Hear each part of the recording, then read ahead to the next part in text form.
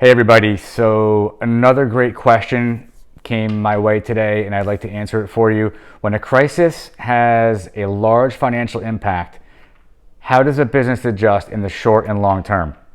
I mean, I could talk for a couple of hours on that and on all of the things that I've done in my business to adjust. But the very first thing you got to do is you got to pause and you got to get composure. Okay, you have to really assess what it is you're really dealing with, and that means just take a step back, don't respond emotionally, just be able to react intellectually and logically and really understand what you're really dealing with. And just remember, time going by allows for a lot of things to change. It gives you a lot of opportunity to adjust, and the circumstances, the environment, all of the things that brought you to that point, things that are beyond your control, they change, they adjust as well. So, from day to day, week to week, or month to month, you've got to really, really make sure that you stay calm and you keep your composure and you consistently reassess. Okay, something else you do is you create projections. You use worst case scenarios. Okay, come up with the worst possible case you can think of. Come up with a couple different scenarios, but make them realistic. Okay, I'm not saying be a creative writer here. Come up with realistic scenarios. We've done the same thing when COVID hit. I put together a couple of different scenarios and I had a plan of action. If this happened, then I would do this. If this happened, then I would do that. And some of the things that we thought might happen didn't, and some of the things that we thought might happen did. And so we really were able to adjust, and we were able to be very prepared to take some action. Create a quarterly plan, set action items, and put it in play.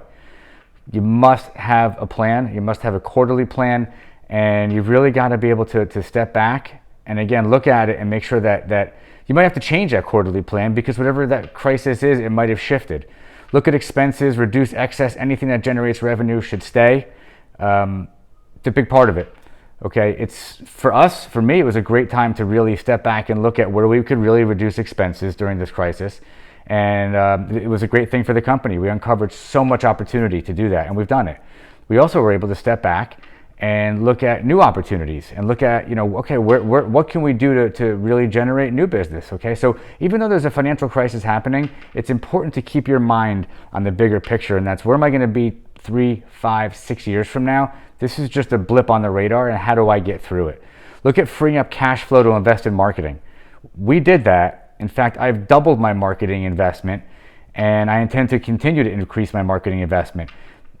During the worst of times, my belief is you need to put the word out there and get as more known than you ever were before, because on the other side of a financial crisis, there is a recovery, and this is a great time to really, really, I know it's counterintuitive when we say reduce expenses, but reduce expenses where you can and take that savings if you can and pump it into marketing.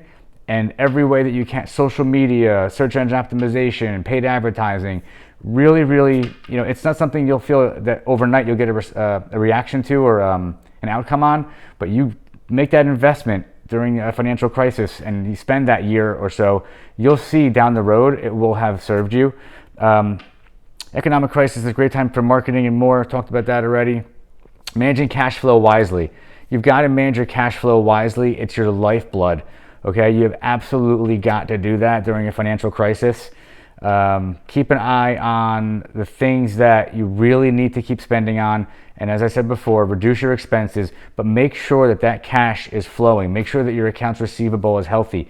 Make sure that you're speaking with your customers and that you're able to maintain payments. Look, everybody out there who's in a business, whether you're servicing somebody or delivering a product, the cash has to move, right? You need the cash flow, and it's something that's very, very important, and that should be a big part of how you adjust in the short and long term.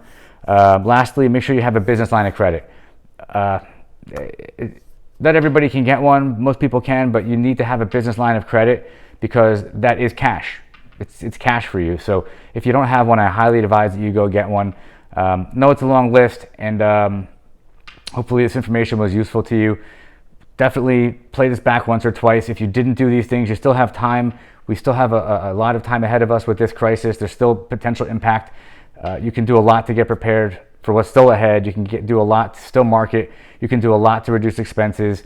And I highly encourage you to do that. Okay? Have a great day. Thanks for watching.